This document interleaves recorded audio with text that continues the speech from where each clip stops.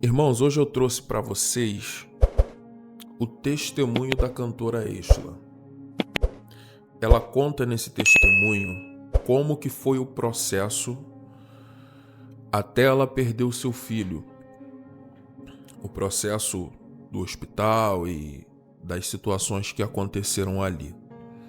Eu te convido a você assistir esse testemunho até o final. E também deixar o teu like, se inscrever aqui no nosso canal, no canal PH Produções Oficial, e também compartilhar esse vídeo com alguém que precisa assistir e ouvir essa mensagem. Eu tenho certeza que Deus ele vai falar poderosamente ao seu coração.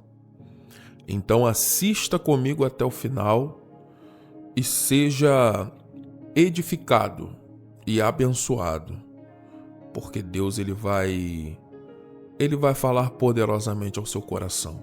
Fique comigo até o final.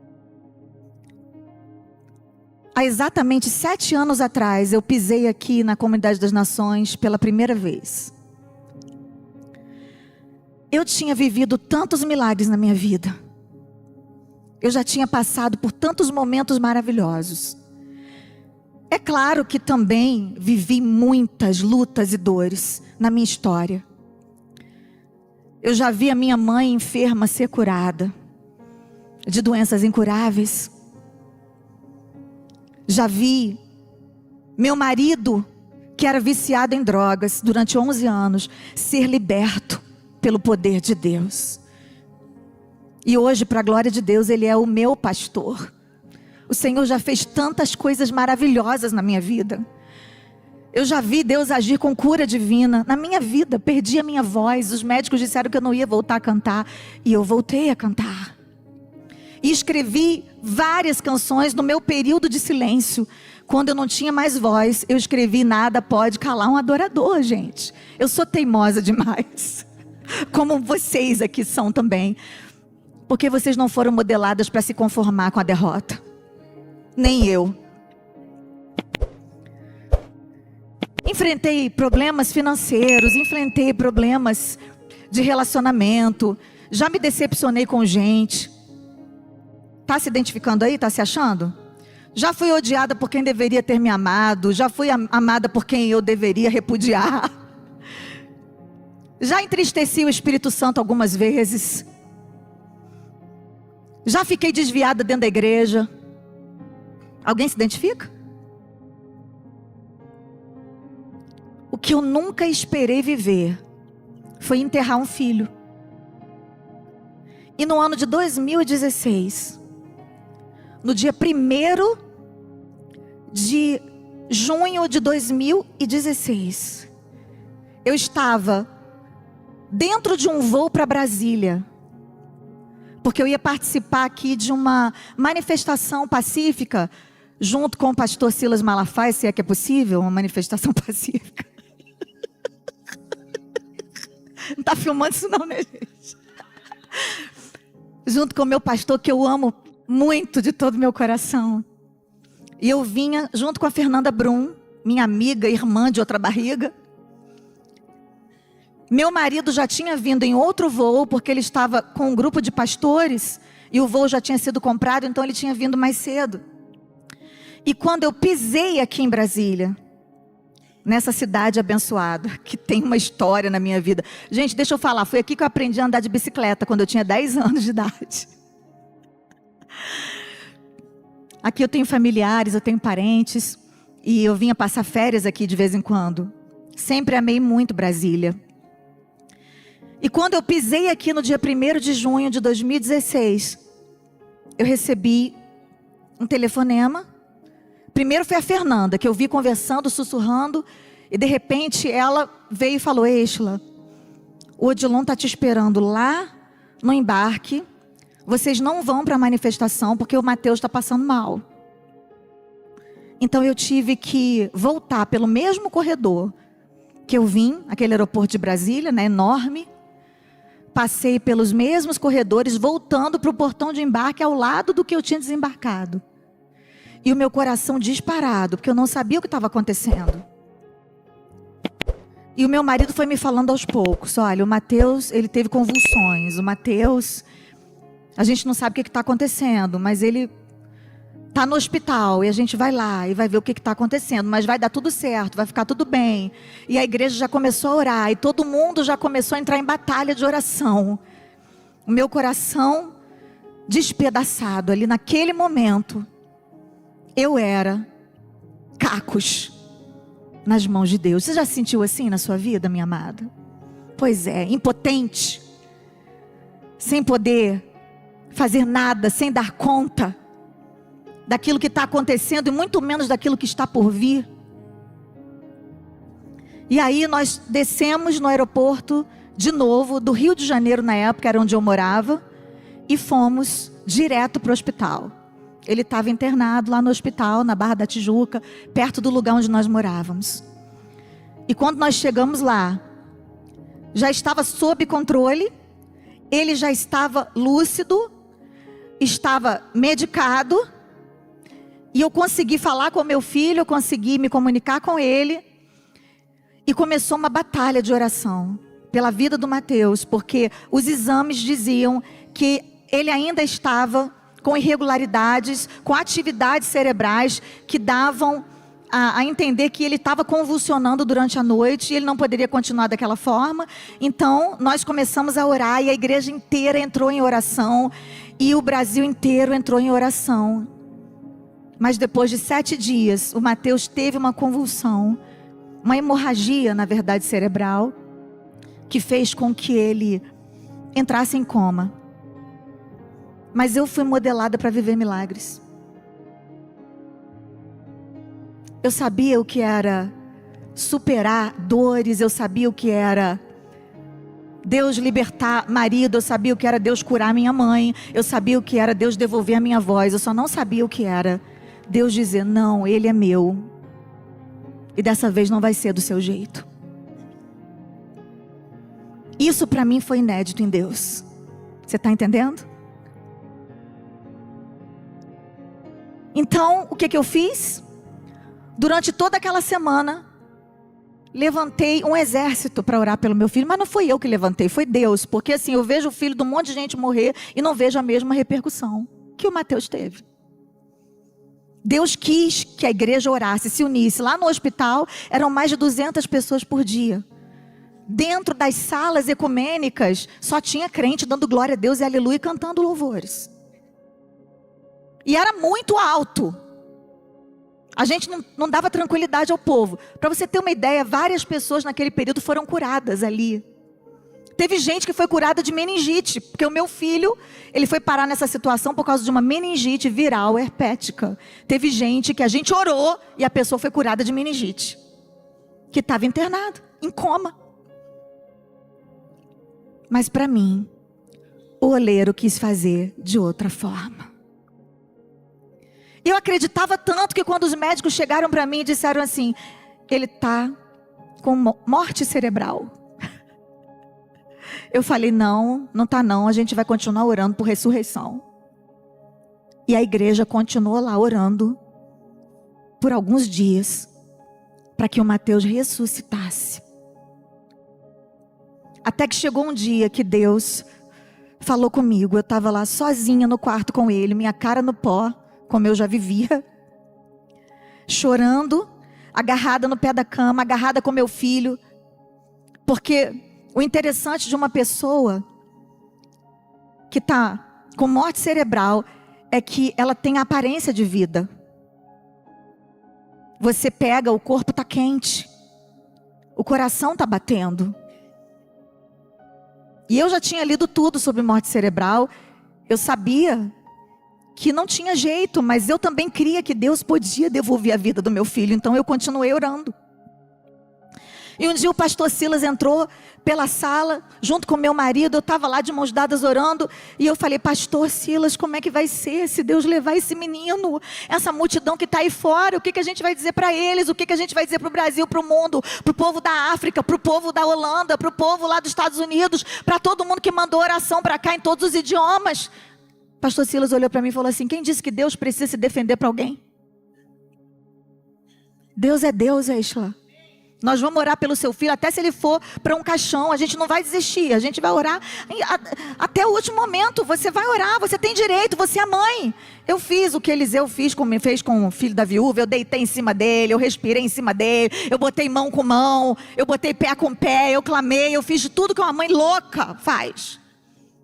Numa hora como essa, isso é completamente admissível. O hospital já nem metia mais comigo. A psicóloga não chegava nem perto de mim. Porque eu falava assim, nem vem, hein? Não adianta vir me consolar não, porque eu só vou chorar depois que o meu filho morrer. Chorar a morte dele, né? Porque chorar eu já estava chorando todos os dias. Até que chegou uma noite em que eu estava lá, sozinha, eu e Deus. Meu filho naquele estado. E o Senhor falou claramente ao meu coração, Êxola, desse jeito, dessa vez, não vai ser do seu jeito. E eu falei, Deus, se o Senhor estiver pensando em levar o meu filho, eu acho melhor o Senhor trocar e me levar, porque eu também vou morrer. Eu não vou suportar. E mais uma vez o Espírito Santo me disse, dessa vez, o milagre é você.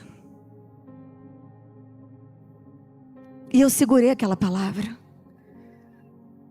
Naquele momento eu tive que decidir se eu agarrava aquela palavra e virava um milagre nas mãos de Deus, ou se eu ia ser mais uma morta-viva, que ia me arrastar pelo resto da minha vida, sendo conhecida apenas pela dor que eu vivi, nunca pela dor que eu venci. Naquele momento eu chorei muito, mas eu entendi que Deus estava dizendo não para mim, estava dizendo sim para o meu filho. Meu filho estava entrando num estado de incorruptibilidade. Ele era de Deus e o Senhor o tomou de volta. O apóstolo Paulo diz ali na sua carta aos Coríntios, eis que vos digo um mistério, nem todos dormiremos, mas todos seremos arrebatados. Num dia, num abrir e fechar de olhos, ao soar da última trombeta, porque a trombeta vai soar. E aqueles que estiverem vivos, eles serão tornados incorruptíveis. Porque é necessário que aquilo que é corruptível se revista de incorruptibilidade. E aquilo que é mortal se revista de imortalidade. E quando aquilo que é corruptível se revestir de incorruptibilidade, e aquilo que é mortal se revestir de imortalidade, então se cumprirá a palavra que diz, tragada foi a morte na vitória. Onde está, ó morte, a tua vitória? Onde está, ó morte, o teu aguilhão? O aguilhão da morte é o pecado, e a força do pecado é a lei. Mas graças a Deus que nos dá vitória, por meio do nosso Senhor e Salvador Jesus Cristo. Portanto, minhas amadas irmãs da comunidade das nações, sede firmes e constantes, sempre abundantes no Senhor, sabendo que o vosso trabalho não é vão no Senhor. Naquele momento ali, eu e Deus, eu entreguei o meu filho ao Senhor. E eu entendi que Deus estava me moldando para um novo tempo. E que aquilo que eu teria que dar conta não ia sair de mim, ia sair dele. Eu costumo dizer que o consolo, ele não vem só para quem é crente, gente. O consolo, ele vem para todos, assim como nasce o sol para justos e injustos. Você concorda que se só os crentes fossem consolados, a gente ia ter um suicídio em massa? Porque nenhuma mãe nasceu para enterrar um filho. Na verdade, nenhum filho nasceu para enterrar a mãe. A gente não nasceu para se despedir de ninguém, a gente nasceu para viver eternamente. Não está no nosso DNA a morte é uma afronta. E a gente nasceu para vencer a morte. Jesus venceu a morte. E é por isso que um dia nós vamos vencê-la também definitivamente. Mas enquanto esse dia não chega, é melhor que a gente vença essas situações Na presença de Deus, porque nós temos uma chave. Nós temos um caminho, nós temos um consolo. Na verdade, nós temos um consolador. O Espírito Santo. Jesus falou: eu vou estar com vocês todos os dias até a consumação dos séculos. Eu vou estar com você, Êxola, no dia em que você receber um milagre da salvação do seu marido. Mas eu também vou estar com você no dia em que você me devolver o seu filho de 17 anos e 11 meses, que eu deixei com você durante esse tempo, porque eu confiei em você, mas agora eu estou pegando de volta. Existem situações que a gente vive, não é só porque faz parte da vida, não. É porque Deus confia demais em nós. Se a tua luta está sendo grande, eu quero que você entenda, mulher, que Deus está confiando em você num nível diferenciado. Quando eu saí dali, 2 dias depois, o coração do meu filho parou de bater. E Deus levou o Mateus. Eu queria ter pulado o enterro, mas é necessário que a gente vá no enterro, que a gente veja o corpo descendo. Isso é saúde emocional para nós. Nós precisamos viver cada momento para elaborar esse luto. E eu aprendi isso, mas eu queria não ir, eu queria ter pulado esse dia, eu queria ter ficado em casa chorando e nunca ter visto essa cena, mas eu obedeci e fui. E no dia seguinte, eu escrevi a canção "O Milagre Sou Eu". Escrevi porque foi o grito da minha alma, não é porque eu sou forte. Escrevi porque eu estava aos prantos no quarto chorando. E essa foi a maneira que eu consegui fazer com que a minha dor escoasse naquele dia para eu não morrer. Eu não escrevi porque eu sou uma bênção, porque eu sou crente pra caramba, porque eu sou melhor do que vocês, não. É porque a minha vontade era sair gritando pelo meio da rua.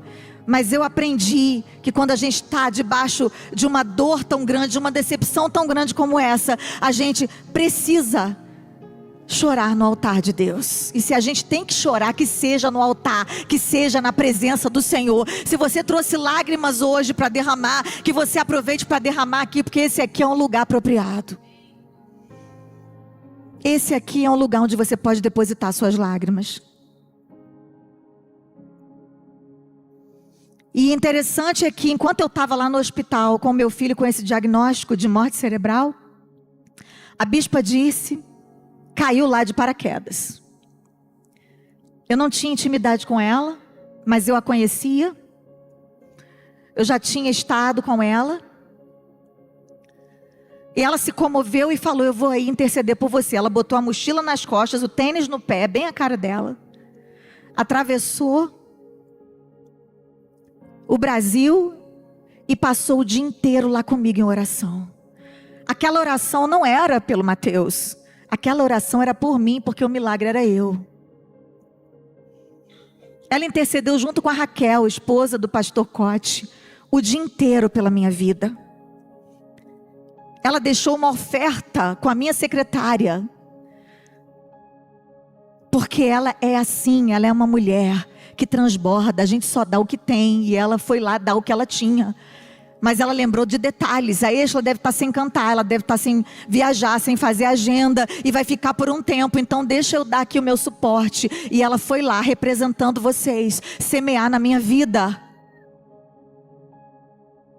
Sim. 7 anos depois eu estou aqui de novo. 7 anos depois, gente. A pastora está falando aqui da mulher que 7 anos depois teve a restituição de tudo aquilo que ela semeou na vida do profeta. Eu vim aqui para profetizar uma colheita sobre essa igreja. Pela liberalidade de vocês. Pelo amor que vocês me dedicaram através da vida da bispa Dirce. Foram dias muito difíceis que eu enfrentei depois. Muito difíceis. E aí a bispa me ligou e falou: Êxola, não fica aí não, vem para Modeladas. Vem para cá, vem cantar. Eu falei: mas eu não vou conseguir voltar a cantar agora. Ela falou: então vem só para participar, se você não quiser cantar, você não canta. Vem aqui, mas vem, fica com a gente. E eu vim.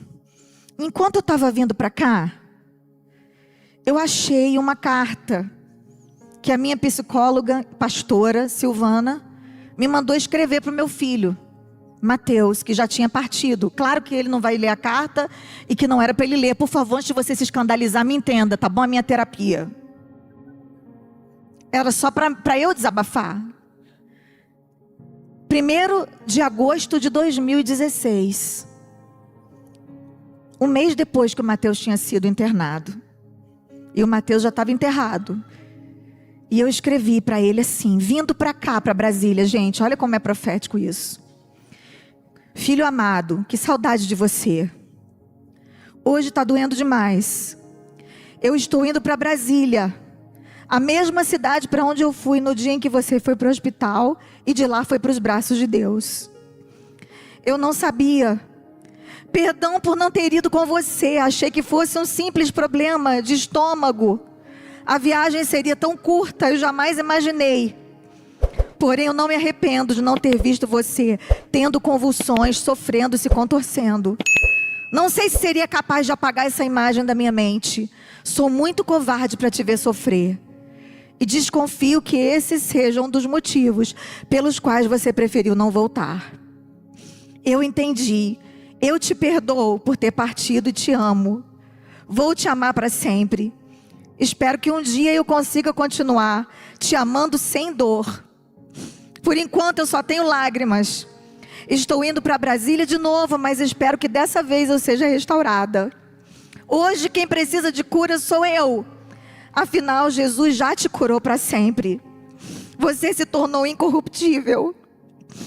O pecado, a carne, o mundo e o inimigo não podem mais te vencer. Glória a Deus, eu estou no caminho do milagre. O consolo está chegando e eu sigo chorando, porém não vou parar. E o meu consolo é que o meu amor por você nunca vai precisar acabar. Será infinito assim como nossas vidas. Eu te amo, filhinho, meu primogênito. Obrigada pelos anos em que eu pude te ter comigo, mamãe.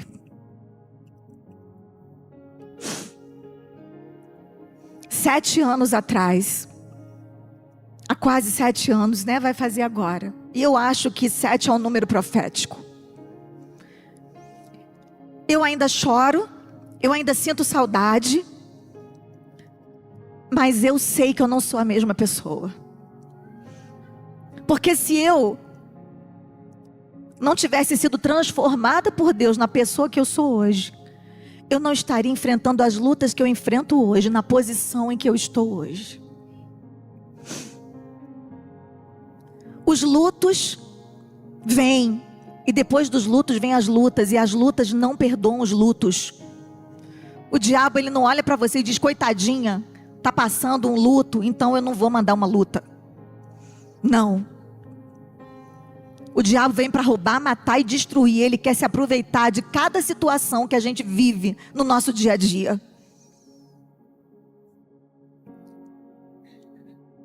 Depois do luto,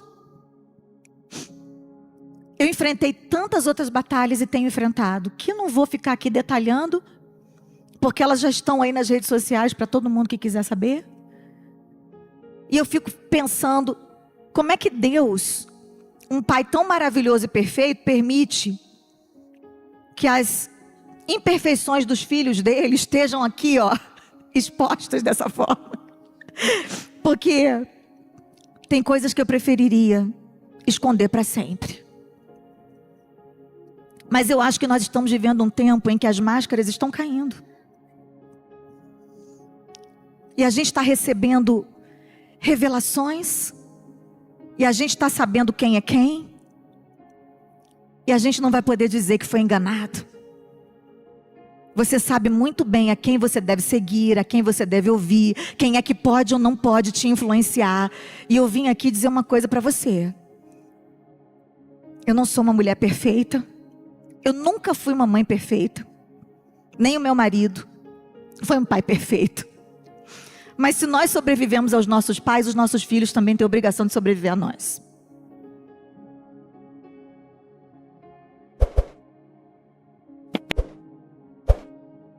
Pois é. Certa vez o pastor Jorge Linhares falou para mim assim, Êxola, se você não quiser pregar e quiser ficar só parada no púlpito, em pé, fica porque já é um testemunho.